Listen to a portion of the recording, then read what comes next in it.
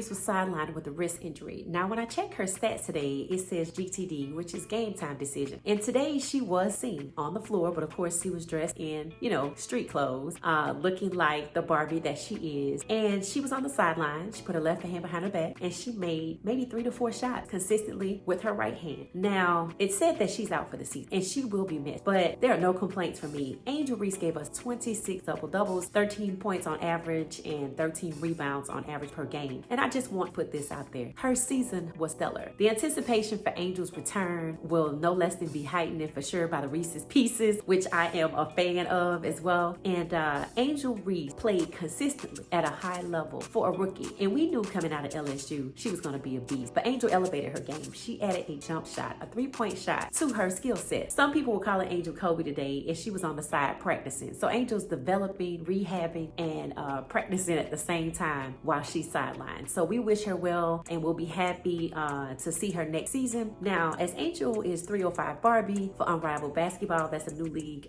kicking off in January in Miami, when the rest of the U.S. will be trying to survive the snow, except for maybe California and the West Coast. But she'll be in Miami playing alongside her fellow Unrivaled mates, such as Alicia Gray, Enrique Ogunwale, as well as Rikia Jackson. So I'm excited for Unrivaled to begin, but Angel, get your rest. We'll be here when you get back. Rookie of the Year were voted on today. Angel Reese will be Rookie of the Year. She's played at a consistently high level. She's one of the leaders, if not the leader, on her team. And not only did she elevate her team, she elevated her own skill set by adding a 3-point shot. Angel Reese is a beast on offense and defense, and that makes her Rookie of the Year in my book. We'll miss you, Angel. Get well. Shiloh Sanders, another one of my faves, is out indefinitely and likely has played his last game with Colorado. Shiloh Sanders, the son of Coach Prime, Deion Sanders, brother of Shador Sanders, and affectionately we call him Bucky. Bucky filmed, you can see Shiloh today. He had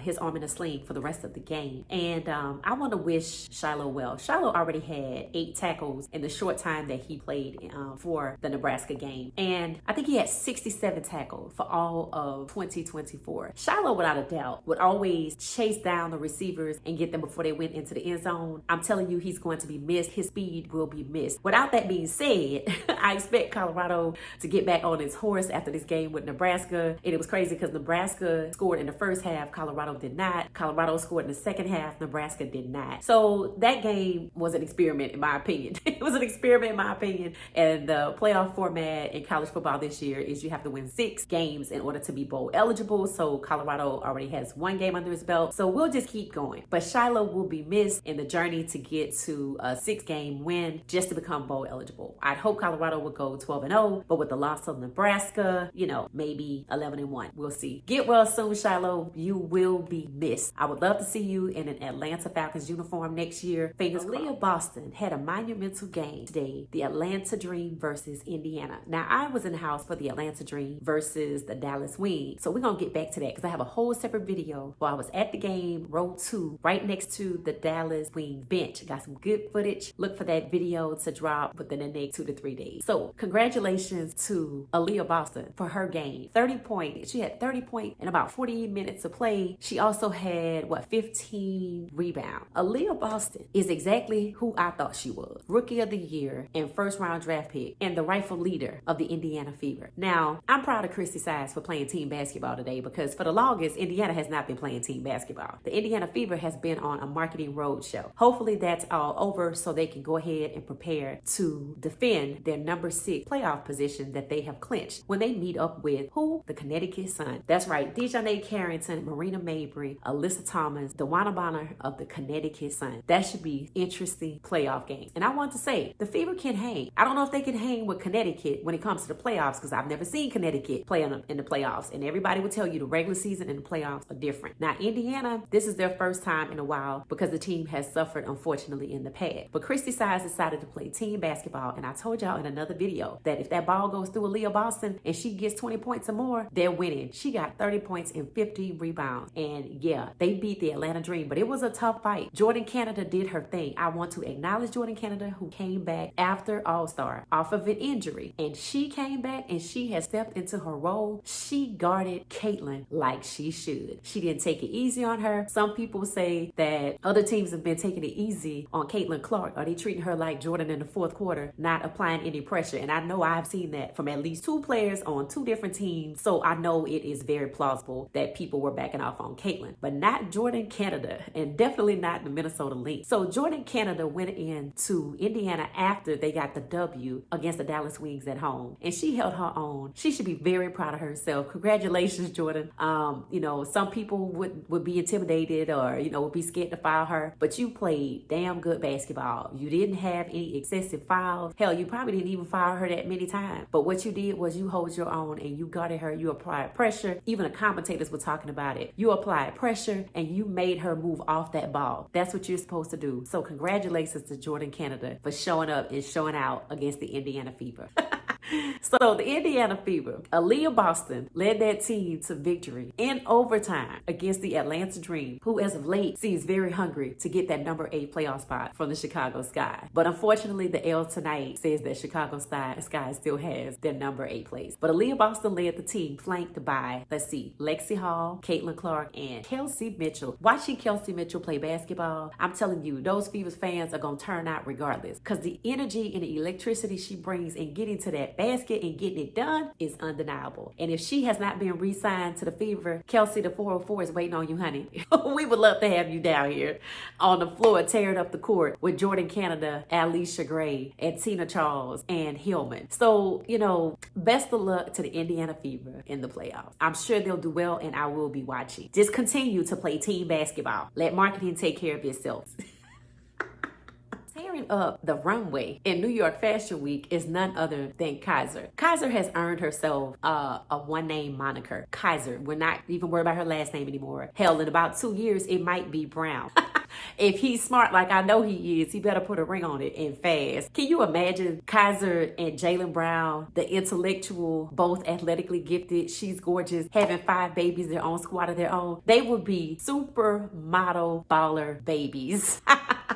I wish them well in their relationship, but y'all go check out Kaiser and her footage of her in New York Fashion Week. She's doing well as a model. No one is surprised by that. But the question is, do y'all think we will see Kaiser in the WNBA unrivaled one day? Flau'jae Johnson was on the sideline at LSU's game this weekend, as she should. She is repping LSU like she's Joe Burrow, and she is not lying.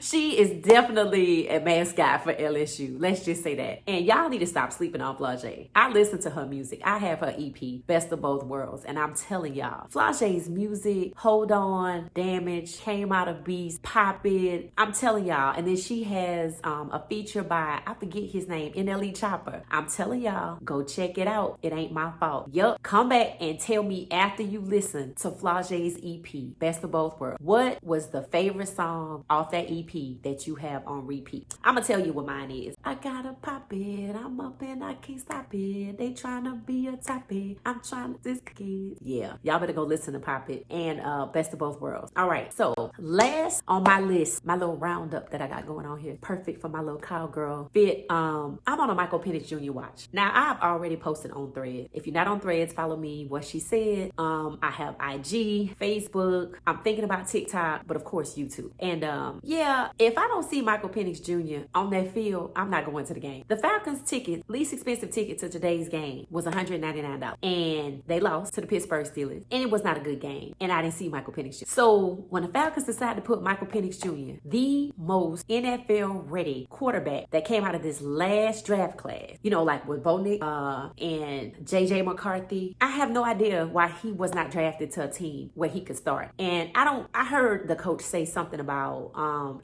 he's going to learn. He does not need any tutoring. Okay, if CJ Stroud didn't need any tutoring, Bo Nix didn't need any tutoring, Michael Penix Jr. does not need tutoring. In fact, y'all wasting that man's time and mine too.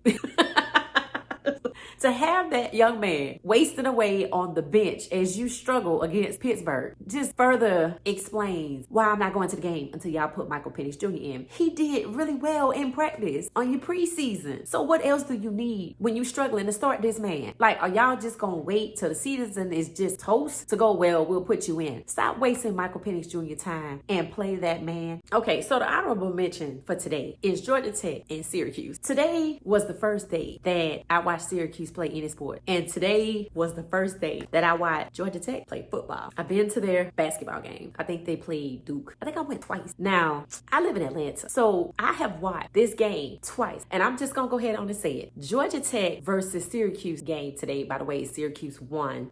They went up 2-0, and Georgia Tech fell 2-1. That game was high flying, and Syracuse quarterback is damn accurate. What did he throw? 36 completions for 42 attempts, and he threw for 387 yards. Yeah, they ran for about 110, 12 yards in there somewhere. I think I saw like 3 negative yards. But yeah, they got a good quarterback at Syracuse. So if y'all not dedicated to a team and you just like, oh, I want somebody to watch, go watch Syracuse, go watch Georgia Tech. You will see these two in a bowl game. You only have to win 6 games, and both of them already have won 2 games. So congratulations to Coach Fran Brown, who left Georgia, and he took Coach Nick Wright with him. Remember, Coach Nick was at Colorado, right? So Georgia Tech and Syracuse, actually, that was a good game. Y'all need to go watch that. Come back and tell me what you thought of it. And when I say it was high flying, it was no joke. And honestly, I think a lot of people, I don't know who the underdog was. I need to go look, but I'm willing to believe there were some people that thought Georgia Tech would win. Remember, Georgia Tech just beat Florida State. So yeah, a lot of these good teams are having off weeks. I'm gonna say it that way because the season's too early to depict what somebody's season being toast, you know, like they try to do Colorado. But Syracuse versus Georgia Tech, that type of action, high flying, that's what Colorado and Nebraska should have been. So hopefully we'll get a do-over with Colorado for week 3. Shedeur, #1 quarterback in the country. We already knew who Shedeur was before the Nebraska game, and it doesn't take anything away from him if you are an objective fan and you understand statistics, and you know overall there was several things happening at Colorado at once. And I told y'all that Coach Prime needs to start asking himself, does he have a player who is trying to bet against Colorado? So with that being said, I'm gonna say thank you for watching, and please comment your favorite part. This is my first time doing a long form video like this, talking about several topics, but I truly enjoy sports. I play golf. I've actually been to a soccer game here in Atlanta, the United Soccer game, and I knew number 29 was good before he took the field, and I don't know shit about soccer. Don't ask me how I knew that. And when he got in the game, and I had really good seats, I always have really good seats. And when he got in the game, I'm telling y'all, you know what I said? Now where he been? Because he wasn't playing early on in the game. So anyway, I still don't know his name. I just know he's number 29 for the United, and he's really good. I said I was going to learn more about soccer, and I'll talk about that later. But for now, I just want to say thank you for watching. Please don't forget to hit the like button. It is very important. Stop being stingy with the like button. Hit the like button so the algorithm can find my channel and put it into rotation. If you liked it, someone else might love it. Peace.